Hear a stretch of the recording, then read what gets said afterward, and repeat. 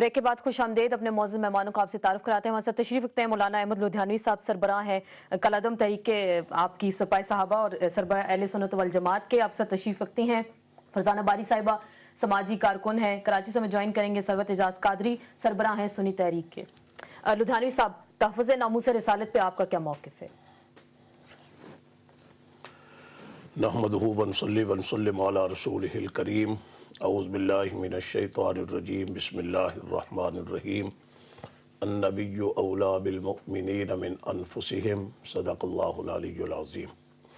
اللہ تبارک و تعالی قرآن پاک میں یہ ارشاد فرماتے ہیں کہ نبی کریم صلی اللہ علیہ وسلم مومنوں کے لیے جتنے محبت کرنے والے ہیں، کوئی اور کائنات میں ان سے محبت کرنے والا نہیں ہے. جناب رسول اللہ صلی اللہ علیہ وسلم کی مبارک زندگی کے اوپر اگر بات کریں گے تو بہت طویل ہو جائے گی. وہ پیغمبر ہیں جنہیں بھیجنے کے بعد پروردگار عالم نے کہا لقد من اللہ علی المؤمنین اذ بعث فیہم رسولا. دنیا کے لوگوں، میں نے اپنا رسول تمہارے اندر بھیج کر کے تمہارے اوپر احسان کر دیا، جسے کہا گیا وما ارسلناک الا رحمۃ للعالمین. اس کی عظمت کا تقاضا ہے جس کے لیے یہ کہا گیا کہ جہاں پیغمبر موجود ہو وہاں اونچی آواز سے بولنے کی اجازت نہیں ہے. یہ بھی ہمیں حکم کیا گیا کہ جیسے تم آپس میں ایک دوسرے کو آوازیں دے کر کے بلواتے ہو، نبی کریم صلی اللہ علیہ وسلم کے ہوتے ہوئے اس انداز میں آپس میں آوازیں نہ دیا کرو. پورے قرآن پاک میں اللہ تبارک و تعالیٰ نے جناب رسول اللہ صلی اللہ علیہ وسلم سے جب خطاب کیا تو نام لے کر کے خطاب نہیں کیا. یہ سارے ایک اشارات ہیں، تعلیمات ہیں اور بالکل اشارات بھی آپ نے سارے بیان فرمائے. تحفظ ناموس رسالت پہ جان بھی قربان ہر مسلمان کا یہ بنیادی ایک موقف ہے اور ایمان کا تقاضا بھی یہی ہے. لیکن آج جس طریقے سے 24 دسمبر کے حوالے سے میں بات کرتی ہوں، پورے ملک میں احتجاجی جلسے جلوس اور ریلیز نکالی گئیں. کہا جا رہا ہے اس میں ترامیم کی جا رہی ہیں. تمام مذہبی دینی جماعتوں کا موقف ہے کہ اس میں ترامیم نامنظور ہوں گی. تو اگلا لائے عمل آپ کا کیا ہوگا اگر ایسی کوئی کوشش کی جاتی ہے؟ یہ بڑے افسوس کی بات ہے کہ ایک عرصے سے اس عنوان کے اوپر وقتاً فوقتاً بات کر کے میں سمجھتا ہوں پاکستان کے مسلمانوں کے جذبات کا امتحان لینے کی کوشش کی جایا کرتی ہے.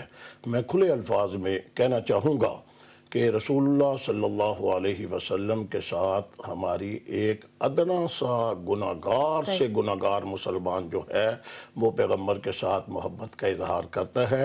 وہ نماز پڑھے نہ پڑھے، قرآن پڑھے نہ پڑھے، مسجد میں آئے نہ آئے، وہ پیغمبر کی توہین برداشت نہیں کر سکتا.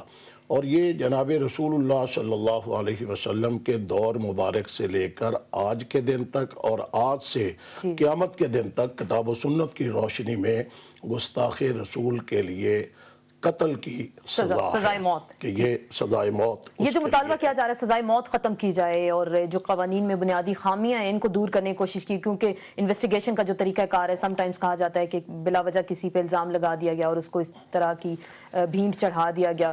تو کیا اس قوانین میں تبدیلیاں جو ہیں وہ ہونی چاہیے جو انویسٹیگیشن کا طریقہ کار ہے؟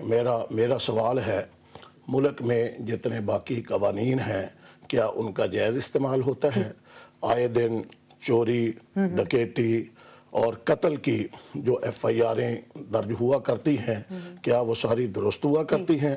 کتنے قاتل ہوتے ہیں؟ جو قاتل ہوتے ہیں وہ یہاں دندناتے پھر رہے ہوتے ہیں اور بے گناہ جو ہوتے ہیں وہ پس دیواریں زندہ ہوا کرتے ہیں.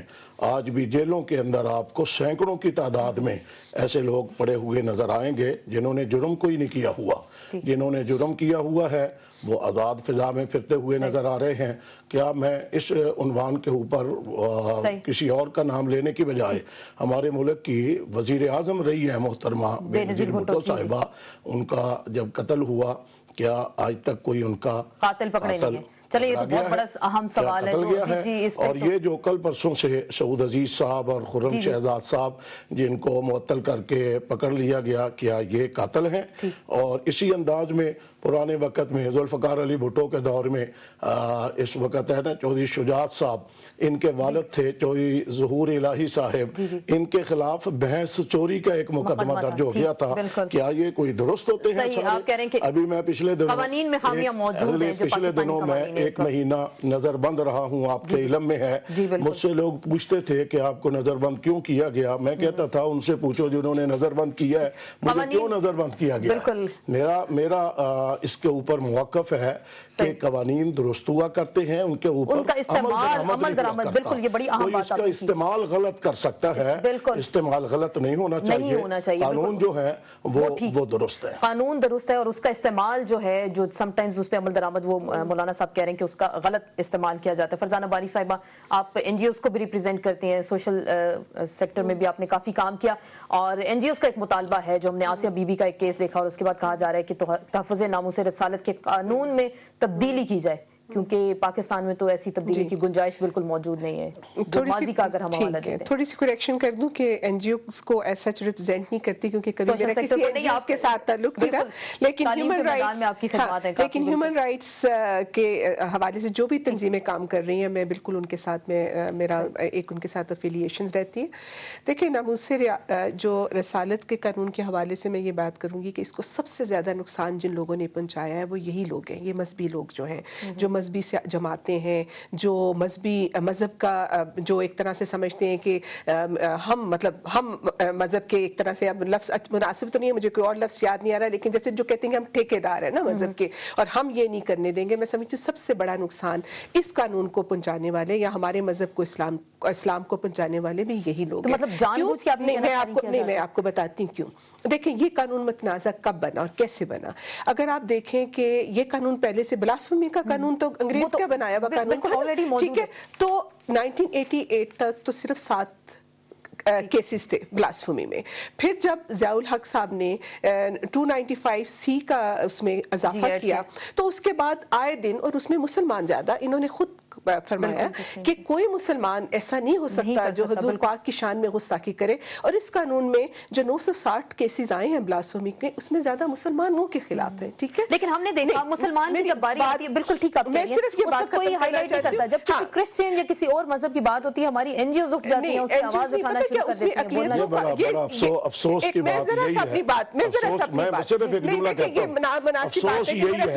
कि जब किसी मुसलमान की बात आती है उस पर एहतजाज नहीं होता, जब गैर मुसलमानों की बात आती है तो सारी हमारी एक मुसलमान की हैसियत से मैं समझती हूँ कि मेरी ज्यादा जिम्मेदारी है, क्योंकि इस्लाम के अंदर अक़लियतों के तहफ़्फ़ुज़ की जितनी बात है, क्योंकि वो मेरे मजहब की शक्ल बगाड़ती है। अगर मेरे मुल्क के अंदर और मेरे मजहब के अंदर अक़लियतों की को गैर महफूज किया जाता है, तो मैं समझती हूँ एज अ मुसलमान मुझे इसकी जिम्मेदारी लेनी पड़ेगी। लेकिन मैं पॉइंट मेरा मुकम्मल होने दे। पॉइंट मेरा ये है कि जब ये 960 केसेस में से सिर्फ आज तक 7 केसेस में कन्विक्शन हुई है, यानी कि ये साबित हुआ है कि वाकई शायद उन्होंने जुर्म किया था। मैं ये इनसे पूछती हूँ कि इन लोगों ने, ये 953 लोग जिन्होंने यहाँ, इनमें से बहुत सारे लोगों ने, उनको कानून का वो पूरा ही नहीं होने दिया गया, उनको अदालतों में मार दिया गया या जेलों में मार दिया गया, और इन पे कज़फ का, इनमें से कभी किसी ने ये नहीं कहा कि ये 953 लोग जो हैं इनको ढूंढो, इन पे कज़फ लगाओ, ताकि हमारा ये जो कानून था, अगर ये हमने रखा भी, तो इस कानून का तहफ़्फ़ुज़ होता है। इसकी जो मैं समझती हूँ कि कज़फ ना का डिमांड ना करना जो है, उसकी वजह से आज ये कानून आप कह रही हैं कि मुतनाज़ा बन चुका है। लेकिन मैं मौलाना साहब से जवाब लेने से पहले कराची हम चलते हैं। सरवत एजाज कादरी साहब कराची स्टूडियोज में हमारे साथ मौजूद हैं। अस्सलाम वालेकुम कादरी साहब। वालेकुम अस्सलाम। जी, आपने सारी गुफ्तगू सुनी होगी जो